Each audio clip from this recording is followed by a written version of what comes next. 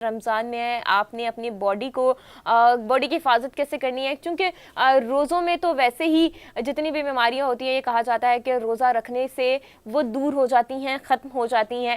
آج ہمارے ساتھ جو اسٹوڈیوز میں مہمان موجود ہیں ڈاکٹر سلمان حسیب ہیں جو کہ ڈرماٹولوجسٹ ہیں، انہی سے بات کرتے ہیں۔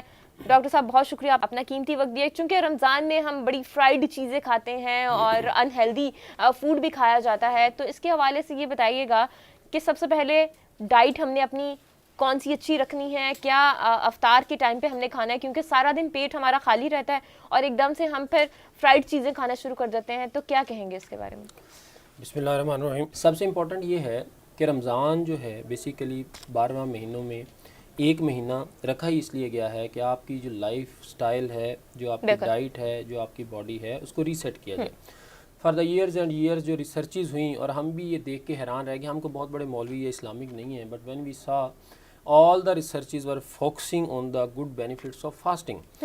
بہت سارے لوگ اب آپ نے دیکھا ہے پوری دنیا میں اس وقت فاسٹنگ کے بینیفٹس پہ بات کر رہے ہیں۔ ہم رمضان میں فاسٹنگ ہی کر رہے ہیں، اور اب آپ دیکھیں سب سے پہلے ون بائی ون بات کرتے ہیں۔ نمبر 1 کیا ہے؟ لوگ کہتے ہیں کہ اس وقت چونکہ dermatology and regenerative medicine are very much coexisting, اور ان کا بڑا آپس میں تعلق ہے، تو بات یہ ہے کہ ابھی جو جتنی ریسرچز کہہ رہی ہیں وہ کہہ رہی ہیں جو اینٹی ایجنگ ہے، جو آپ کی عمر کو نہ صرف لانجیوٹی بڑھا دیتا ہے بلکہ آپ کی کوالٹی آف لائف بڑھا دیتا ہے، وہ ہے فاسٹنگ۔ دنیا میں اس وقت کانسیپٹ چل رہا ہے 24 آور فاسٹنگ کا، 72 آورز فاسٹنگ کا، واٹ ایور، لیکن وائی ناٹ جو 1400 سال سے فاسٹنگ کی جا رہی ہے، وہ آپ جو ہمارے اسلام میں بھی ہے، اور وہ بہت ضروری ہے۔ دوسری بات یہ ہے ہماری جو آپ نے بھی بات کی کہ بیماریاں ٹھیک ہو جاتی ہیں، تو ہماری بہت ساری جو بیماریاں ہیں وہ انسولین ریزسٹنس کے ساتھ ریلیٹڈ ہیں، وہ موٹاپے کے ساتھ ریلیٹڈ ہیں، وہ شوگر، بلڈ پریشر،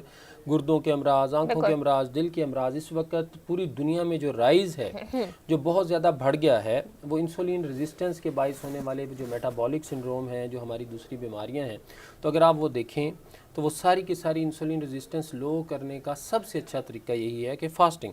اور پھر یہ جو ٹائمز ہیں ارلی مارننگ سے لیٹ ایوننگ تک، یہ اگر آپ ٹائم بھی دیکھیں تو یہ ہمارے جو ہارمونل اور جو ہماری باڈی کے جتنے ہارمونز پروڈیوس ہو رہے ہیں ان کے ساتھ کوئنسائڈ کرتے ہیں۔ اور تیسری بات، ابھی ہم صرف جو بات کر رہے ہیں آف کورس وہ تو ہم تو بات کر رہے ہیں فزیکل فٹنس پہ، تو لازمی طور پہ if you will talk to some psychiatrist تو اس کے اسپرچول بینیفٹس بھی ہیں، وہ الگ سے ہیں۔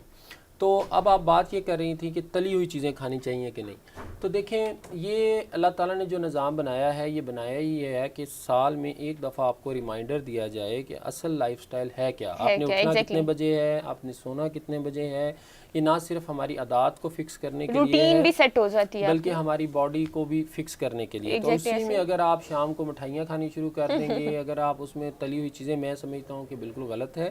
اس میں آپ نے وہ تمام اصول لائف کے، کم کھانا، نبی پاک صلی اللہ علیہ وسلم نے اور اللہ تعالیٰ نے جو فرمایا ہے، اور احادیث ہیں کہ پیٹ میں خالی رکھ کے کھانا چاہیے، اور ایسی ڈائٹس جو جسم کو، باڈی کو خراب کرتی ہیں، جو ہمارے لیے مضر صحت ہیں، وہ نہیں کھانی چاہیے۔ تو اب بدقسمتی سے یہ ہو رہا ہے کہ ہم رمضان میں وہی چیزیں زیادہ شدت کے ساتھ کرتے ہیں جو ہم باقی 11 مہینے کرتے ہیں۔ تو جو ٹرو ایسنس ہے، جو ٹرو اسپرٹ آف اسلام ہے، وہ میرا خیال ہے اس سے رمضان جو ہے وہ تھوڑی سی متاثر ہوتی ہے۔